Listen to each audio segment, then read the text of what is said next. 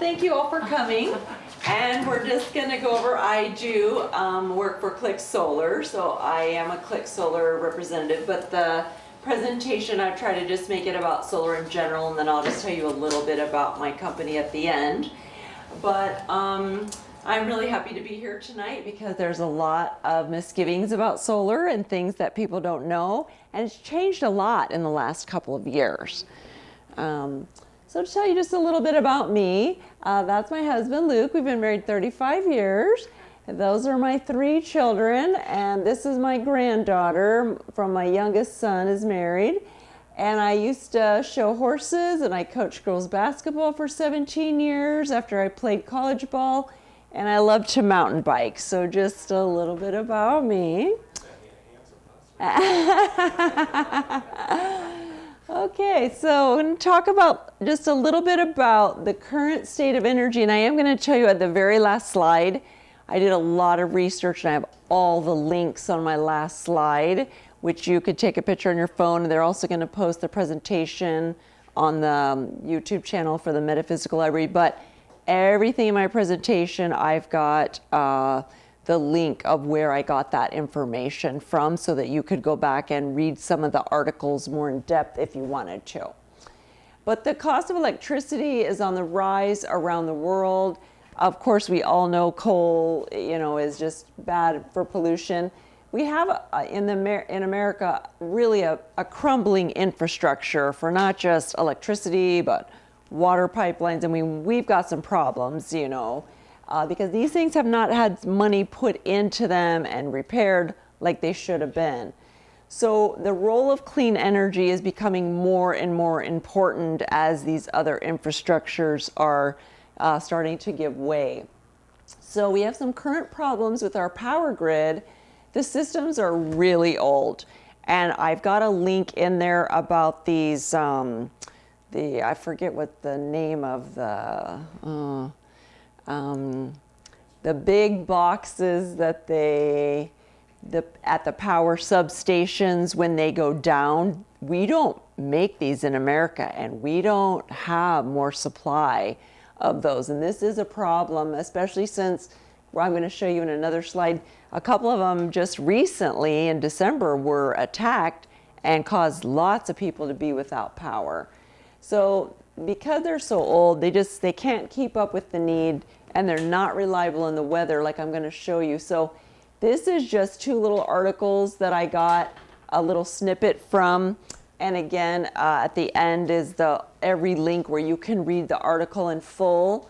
But just over Christmas, Washington power station was attacked, and also in North Carolina. And that was a pretty well publicized in the news about that.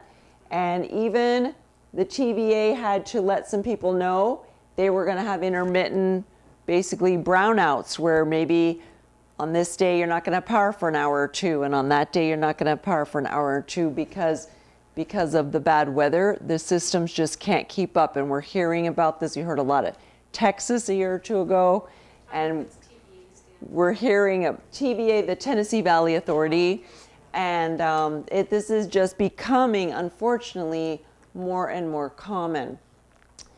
Pacific Power, and I do want to point this out because I did put the link to the full article. Pacific Power advertised they were going up 14.8%, but when I looked at the real article, that is an average. Some places they went lower, but here in Medford it's 21.2. because they did an average of their low areas and high areas, and they only advertised they were going up 14.8, but in our area it's actually more than that. So that is the increase that went into effect on January 1 of this year. And so if people didn't see the news, they might not know that. Oregon has one of the most ambitious timelines to get people to move to clean electricity. Kate Brown in 2021 signed this very aggressive Clean Energy Act. And again, I've got the link where you can read the whole article. I just kind of put some snippets of little facts, but you can read those whole articles from my bibliography at the end. So part of that really aggressive plan that she had made and signed into action is that she wants to reduce 80% of the Pacific power by 2030. That's, 7 years. We're not that far from that. That really means, most people are not going to put a windmill in their backyards. That's the only other choice is solar for your house. She wants 80% of homes to not be using electricity in the next 7 years. I mean, this is an aggressive plan, which is why Pacific Power is very cooperative right now to work with all the solar companies to get that traded very quickly and very easily, because they have to turn this around or they get a big fine. If they don't have so much natural clean power, they get a huge fine. So they're very cooperative right now. This kind of surprised me. I did not know this. I knew this happened in California, but that also in that mandate is that by 2035, all cars must have zero emission, which means they're electric cars. Now, the article said that it at least has to be part gas and part electric. It doesn't have to be full electric, but it has to have some electric. So that means people are going to be plugging their cars in at their garage, which is going to be using more power. So these things are coming. Of course, the government just extended their tax credit. It was due to end, but they extended it another decade, actually. That's how serious they are about getting some of this clean and renewable energy. And so there's no, if a person has a really big house and I have a guy that has a big horse stable, he's got solar on the whole thing. And there's no limit. The government will pay 30% or a third of your original solar installation. What this means is if you get solar, but then 3 or 4 years from now you decide to add an electric car and you have to add 3 more power panels, they're not going to pay a third of that. That's why our company, we ask people, are you planning an electric car? Then we just give you 3 panels then, because that's part of your original installation. So we try to figure that out. And then you can claim that on the tax year. And you don't have to claim the whole thing in year 1. You have 10 years to claim your 30%. You don't have to do it all in a single year. You can spread it out. Now, was it 16%? I mean, I had a solar installation put in a couple of years ago, and I got 16%. 30. It's 30% now. Yeah. Yes. Yeah. So just a little bit of history. The older, solar's been around. In the 70s, people that were a little more wealthy were the first to jump on board, and they, a lot of them put the solar on. Those panels were larger, they were heavier, they used a lot of raw materials. They really had a shorter life. They lasted maybe 10, maybe 15 years. They took a long time to install. They needed quite a bit of maintenance, and most of them came from China. Now, today, solar has different benefits. I'm going to talk a little bit about that. You don't even need any money down. Most of the time, I've been surprised as I've been doing solar. I went to one little a lady's house. She lived by herself, and she had a very small little home, and her electric bill was astronomical. But I went to another family. They had 4 kids. They're doing laundry all the time, but it was a newer built, better insulated home, and their power bill was less. So you can't really tell by the size of the house, are they going to need a lot of solar or little solar? It's really based on how well is it insulated, how much power does it really take to heat and cool it. But this is the best way to lock in inflation. So if I said to you, 25 years ago in 1997, gas was $1.25 a gallon, and would you lock into that? And if you signed, yep, I'm locking in, how happy would you be at this moment If you had been paying $1.25 a gallon for gas the last 25 years and still today, you would be so happy. That is exactly what trading your power bill for solar does. It locks that in for 25 years. As the power company keeps going up, up, up, yours does not. So that is the amazing thing. It really is an incredible inflation fighter for a way your home can save you, average home, $20,000 to $30,000 over the span of the 25 years. The monocrystalline panels that are newer, they capture more light in like light cloud cover and smoke cover. They can still work very efficiently. And the net meter, that's what I'm saying is, like, let's just say you wanted to go solar. Then what I'm telling you about the power company being very cooperative, they will come right away and take out their power meter that's on your house, and they will put in a net meter. And a net meter is just for measuring solar production. So then in the summer, all summer long, when your house is capturing lots of sun, it's capturing way more than you can use. So then that goes through that meter, and that meter measures it. Pacific Power stores that for you. You don't need a battery. We'll talk about that some more. And then in the winter, when it's cloudy, your power that you've already produced in summer comes back to you, and that meter measures it back. You get 1-to-1. That means you get 100% of what you overproduce in the summer is yours, and you get it back in the winter for free. And that's what that net meter does, is it tracks that, how much goes out extra and how much comes back in, to make sure you get all of your power back. There used to be a big misconception, I think years ago when solar first started out, people had been told if you overproduce, the power company will buy it back and they'll pay you money. They have changed all of that because now there's so many people going solar, they don't want to pay anybody money for anything, so they're not going to give you the money back. But the power you do produce does come back to you. It's yours. So whatever your house produces comes back to you in the winter. That belongs to you. You don't need any batteries or anything to store that.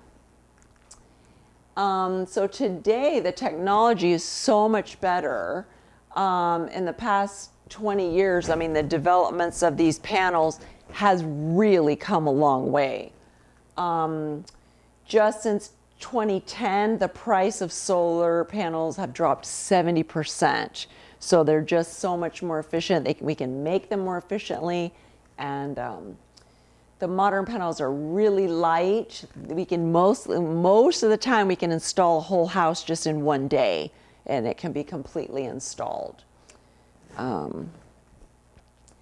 This was interesting. I just happened to come across this when I was doing the research. So apparently the University of Michigan has found a way to put solar capturing things in window panes. And think how much power we could capture just through our front window, right? So apparently this is something they're working on. So I put, is this the future? Maybe we'll even be able to power some of the things with the glass. But this is something that's actually in the works right now. I just thought it was interesting. So solar is not for everyone, obviously not for renters. You must be a homeowner. Some people are really attached to their trees. So I've done a couple quotes for people, and it's sometimes the person will have a neighbor's tree that blocks the really good side of their house, and their neighbor does not want to cut down that tree. They're not going to be able to get solar. Some people had trees all the way around their house. They don't want to cut them down. They love the shade. Well, yes, the shade keeps the house cooler in summer, but this is really changing even in just all the landscaping. I grew up in Denver, and everybody always wanted to plant a lot of trees all the way around their house. No, we never grew up with air conditioning, and because they wanted shade all summer, we just opened the windows. But now with the fires, with the wanting to cut down on pollution, The landscaping model really is to get the trees back away from your home. We don't want to bring the fire in. And we want the sun full on the roof so that we can power the solar panels. So it's going to take a few years before the landscaping really changes, where people are not putting. But if people want to cut down, sometimes a person only needs to cut down one tree and then they've got perfect sun on that one side. So, but if people have, 10, 20 trees, and they like it shady, then that's probably not going to be a good fit for them. For our company, we're one of the ones we take. This is about the lowest credit score if you want to finance. We do have quite a few people that just pay for the solar panels cash and then they're one and done. They have no worries for 25, 35 years. So you can finance the panels for 10 years or 25 years. Our company, the panels have 100% 25-year warranty. So if anything goes wrong in that 25 years, they come fix it for free. So at the end of the 25 years, when your loan is paid off, if you do a 25-year loan, the panels still keep producing for 30 to 35 years at 85% efficiency. So that is a lot of savings over that 30 to 35 year period. So the roof issue is an interesting one, though. So Yes. you had panels up there that were good for that long, but you needed a new roof. Yes. Did they just take them down? So our company, we will not put any panels on if your roof isn't 10 years or newer. I have heard some horror stories of some other companies that just put them on anyone's roof who they can sell solar to. We won't do that. But what you can do is if you do need a new roof in the middle of that 35-year period, is we will come and take them off for $1,000. Then we store them for a week or two while you're getting your roof. Then the guys come and put them back on for $1,000. So that would be at this time an extra $2,000 if you had to do that in the middle, just to remove them properly. We store them at our facility, then bring them back and put them back on. So the thing about batteries, a lot of people ask me about batteries. And I've actually been to a house that has 3 giant batteries up along the wall of the garage. The problem is with the batteries, that technology is really lagging behind. And so they're about 10 grand a piece. And to store enough power to kind of power your home for a week, you need about 3. So that's going to be an additional 30 grand. But after 5 years, they're only about 50% efficiency. So that's a lot of money for very little gain. So we tell people right now, don't get batteries, because it's a lot of extra expense and they're not efficient. Maybe 5 years from now, the battery technology, maybe it will be better, but as of right now, it is not good enough for you to spend your money on. We do tell people, if you're really worried about your power going out for a week because of a storm, to get a generator.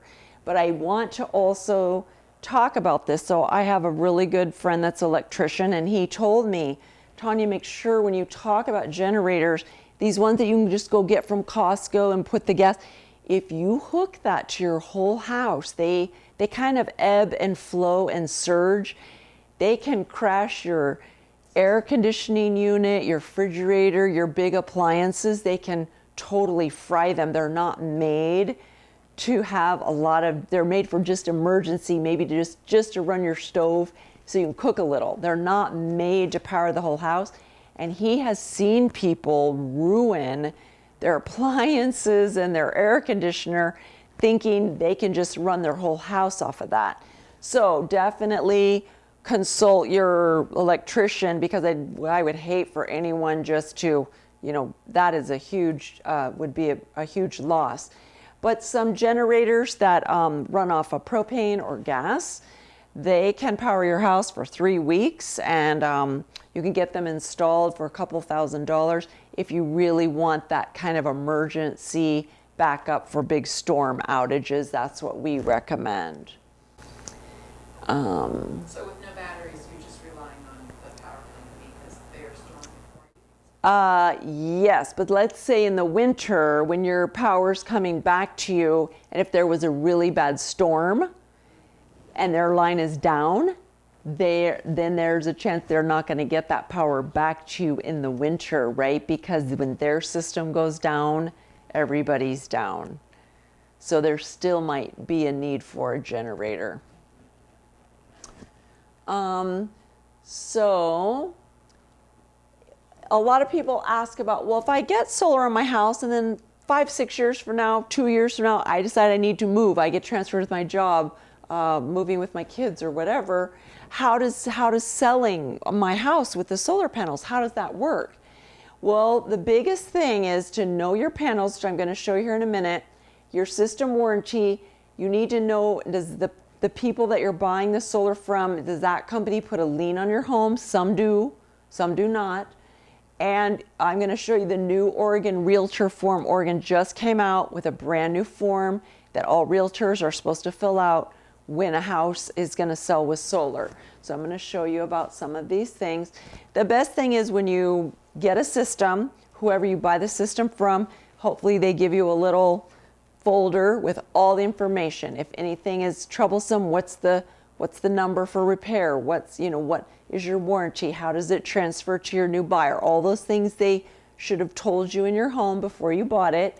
They should make you a little packet, and you should save that so that when you do go to sell your home, you've got that important information for your realtor to pass on to your buyer, and that way they'll know all of the facts. So not all solar panels are equal. This is a polycrystalline panel. I can recognize them when I drive up and down the street.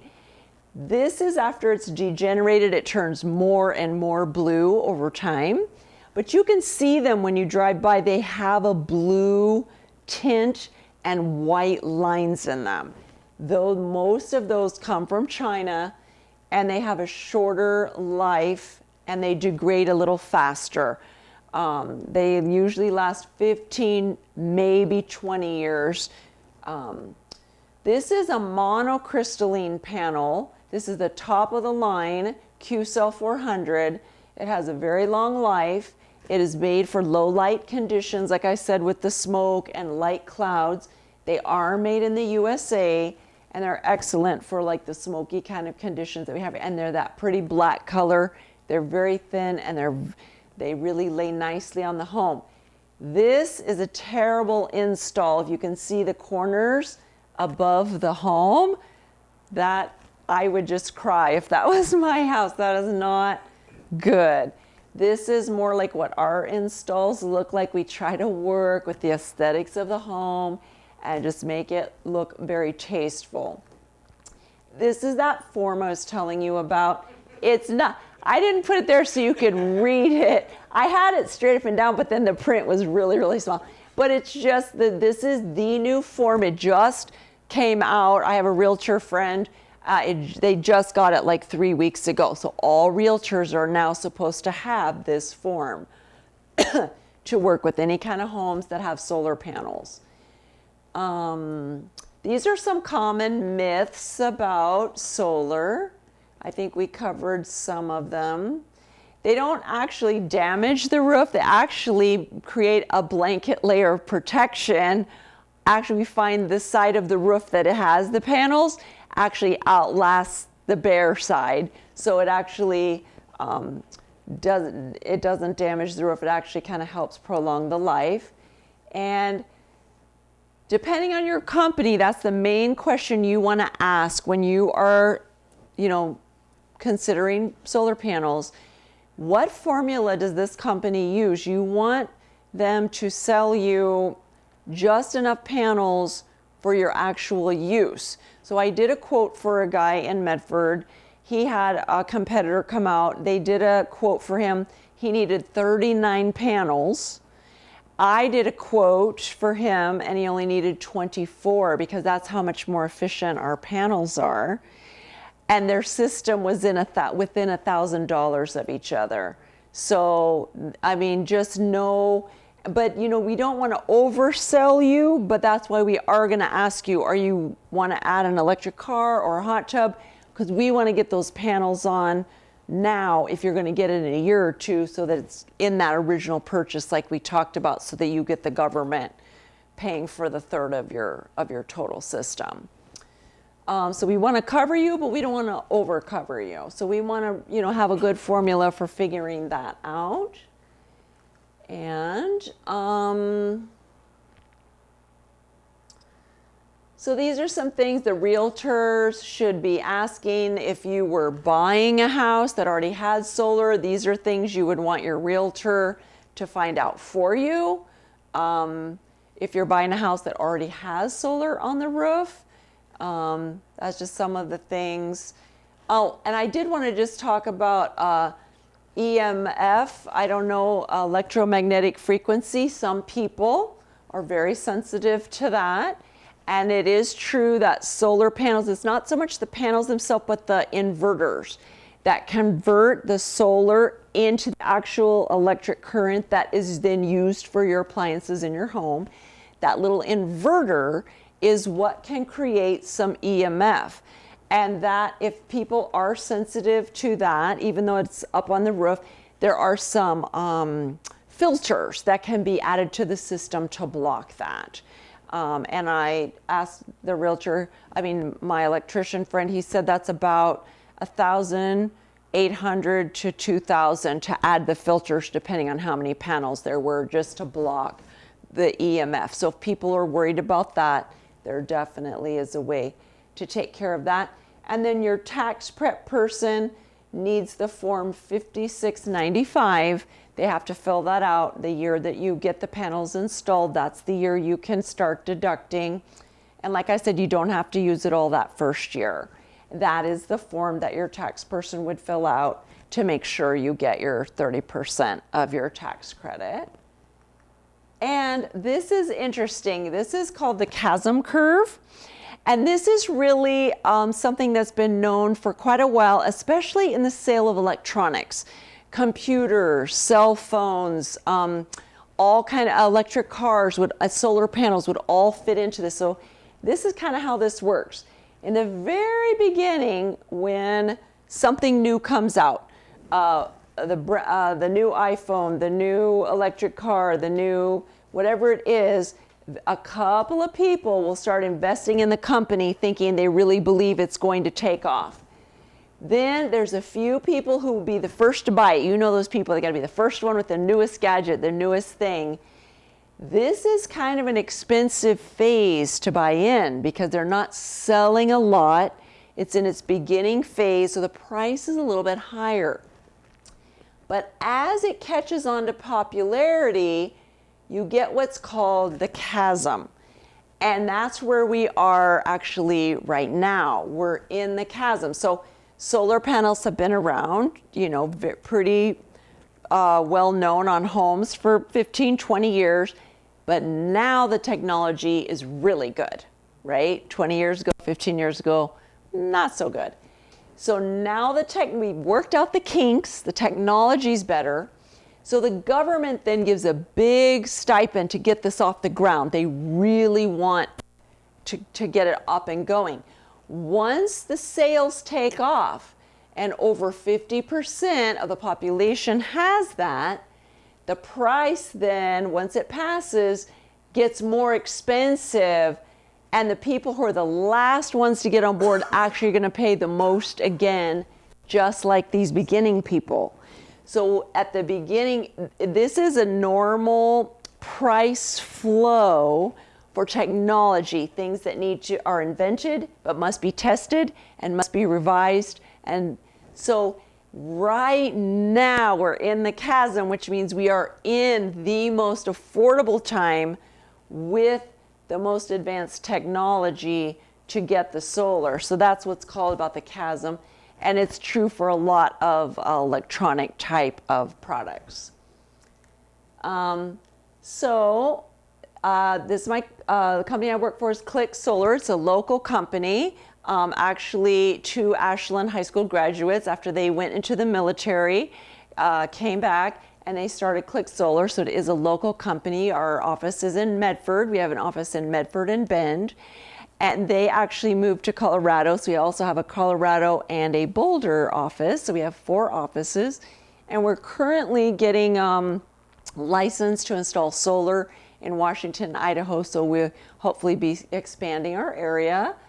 If you wanted to see if solar is right for you, you just basically, I just need a copy of your power bill with that little graph showing your last year's average use and the square footage of your home. And I send that off to the engineers and they tell how many panels you would need. And also we have something very unique in Click in that we have a product app called Aurora Solar Mapping. And so it's got 7 years record of how much sun is on each side of your roof. And so I had one guy here in Ashland, he really wanted solar, but he had been told by 2 other companies the south side of his home, which is your best side for your sun, was small, but the other sides, the shape of his house, they're like, we can't get enough panels to cover your electricity. We need you to build a big front porch out into your front lawn so we've got enough space.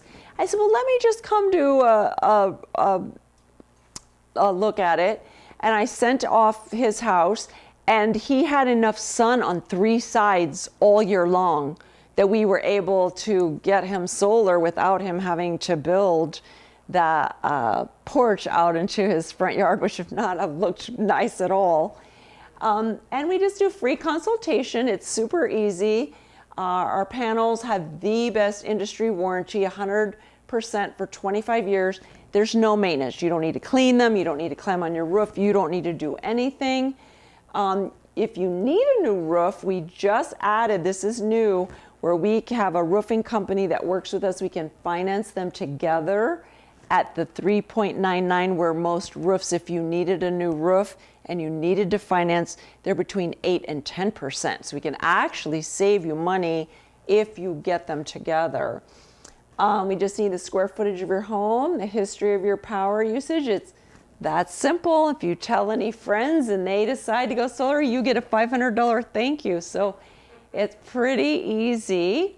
I'm trying to think if I forgot anything. Some questions? What kind of savings might an average person see doing this? So the main average is anywhere from $20,000 to $30,000 is what you're going to save by locking in your bill now and not having it. The power company on average raises 5.2% a year. But like we saw this year, they raised 21%. Who knows? Will it be 20% next year? 10%? We don't know.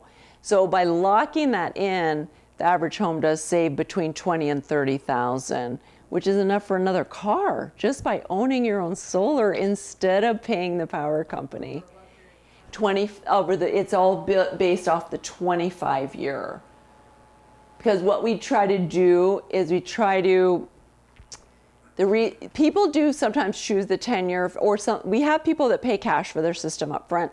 But what we're trying to do is, if you bring me your power bill, and in the summer it's 190, and in the winter it's 110, but the average is 140. Most of the time we can get your solar panels 142, 145. We're trying to cover whatever your power is. We can usually get it pretty close to what you're already paying, and then that's what's going to be locked in for your 25 years. Right now, you can almost swap your power bill for your solar bill. It seems like insulation is also an important factor. The insulation is, and if you have a really new built home with good insulation, I've seen some people only having power bills of $60 on average. Well, that's only a few panels, so then their system is much less. Because then your system might be $70 a month, but again, you're locking that in for the 25 years.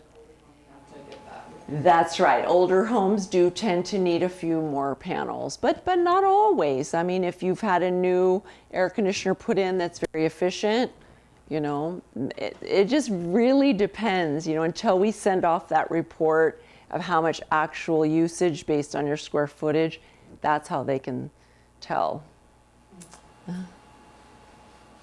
I can't put panels on my house. I have concrete shingles, or So then we have to power trench. box. So then we trench to get the line from. So we've done that quite a few times. Put the panels on a detached garage, and then we'll trench underground and bring it up into the meter at your house. So it's still connected into your house. So that solar from your garage powers your whole garage, your house and your garage. I have blacktop in between. You cut through the back. Well, actually, blacktop is easy to patch. I actually worked for a paving company. That's actually not too bad. And, thinking, I think I do have a line, something like that happening. But it's a fairly good distance. Yeah. But that would be, Well, we could run the numbers, and it never hurts to look and just see what it comes up as. Yeah. Those are not insurmountable. Yeah. And I did want to make sure. So this is the sources, and like I said, it will be online, but if anybody wanted to take a picture of them, this is where I got all the articles, all that information I gave you. You could read them more in depth. There's quite a few things that were surprising even to me. Like I said about, the work they're doing at the university about the glass, and there's a lot of exciting things on the horizon. We really are trying to come up with clean energy sources to help cut down on pollution. It's not perfect, but we're really getting there, and the panels have come a long way. Any other questions? is there a way to measure insulation without taking the walls down? Usually when you look in your attic, you can see The attic is insulated. I mean, some of the homes back in the 70s, I don't know if they did that. Ashland has a gentleman who will come out and assess the Oh. insulation. Oh. And I had him come out years ago, and he did an assessment and pointed out where the weak areas were. I think it was with infrared, where you can Oh. I think there is a see the way. cold Yeah. and Okay. warm, right? Okay. So if I recall, the blue areas where the cold areas are, right? So, we told the guy doing the insulation where the problem areas were, so he did extra work in those areas. And this man, also spotted insulation that had fallen down or what have you, okay? Mhm. And then they blew it all in and repaired the insulation, and he came back out and double checked. And Wow. it made a difference, Wow. for sure. Great. Seems like that would be a really important Yeah. thing to do before putting. Sure. If you Plus- really want to be efficient, you could actually maybe cut back on a couple panels if you were extra insulated. And they actually paid for the insulation, if I recall Mm. correctly. The city. Or it was Just actually. called the city, City of Ashland. Okay. I don't know if they're still doing it, but they should be. So what do you query when you're looking for somebody with that skill? You can just call City of Ashland and ask for the person who does assessments on insulation, and ask if there's any funds available. There were funds, but 5 or 6 years ago when I did. And there may be a federal subsidy now too, for insulation.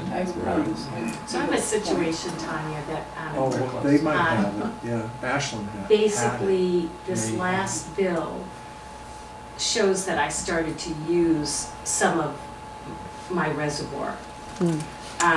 Would that presume, I mean, and I'm due to get the next bill, but that this next bill will use all of it? I mean, or will, If you get a couple days of sun in between, it could even generate could. some more. It's really kind of depends on your cloud cover. yeah, I was curious It's about been that. really cloudy. It this has year. been extra Well, cloudy. Yeah, well, and it's in the mountains, and so Right. snow and, Right. that, I mean, they're clear now and, today was a beautiful day up there.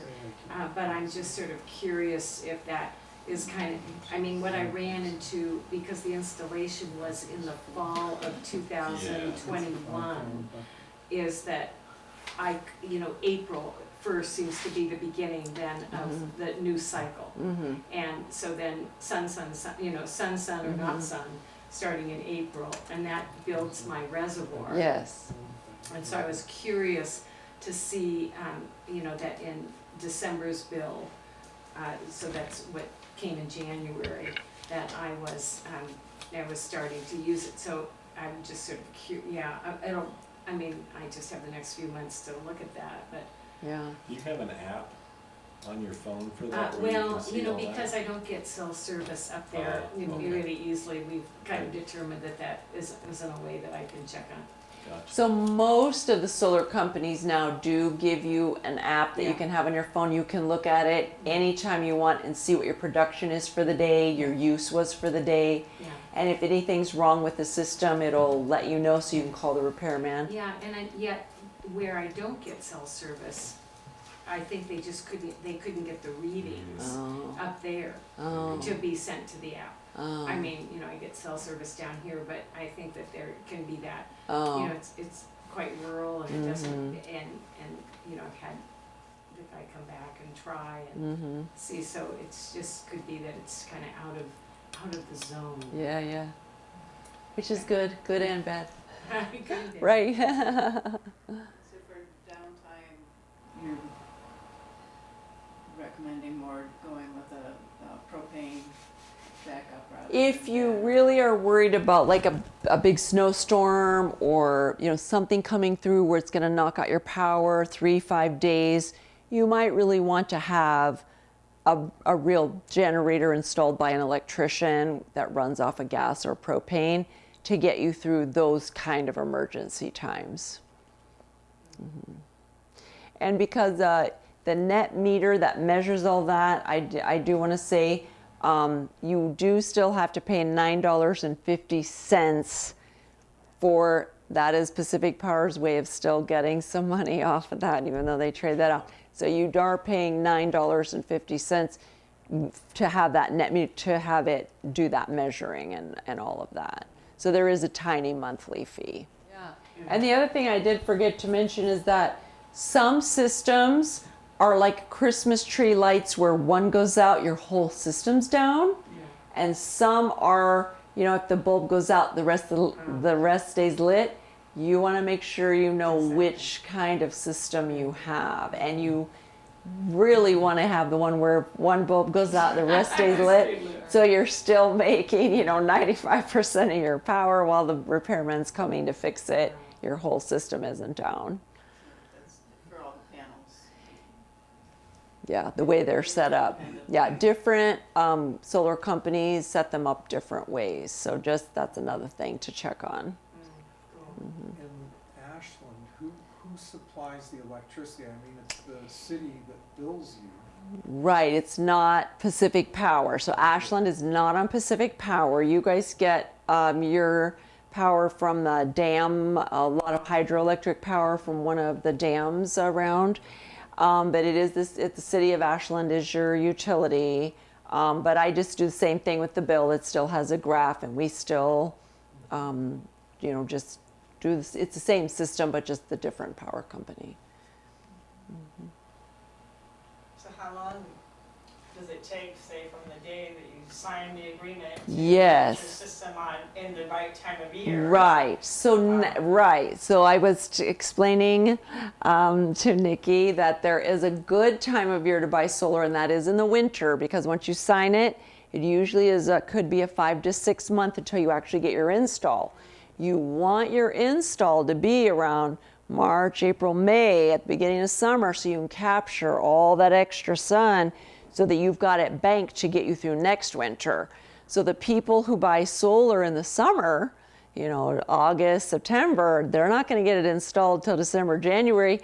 They're not going to have any sun, so then they're going to pay for the solar bill and the power bill for a couple of months until the sun comes out. So, you know, winter is actually the best time to buy it versus summer if you don't want to have that double bill. And that's only that first year, you know, until your system's up and running. But for some people, you know, they don't want to have double bill. So the time of year can make a difference too.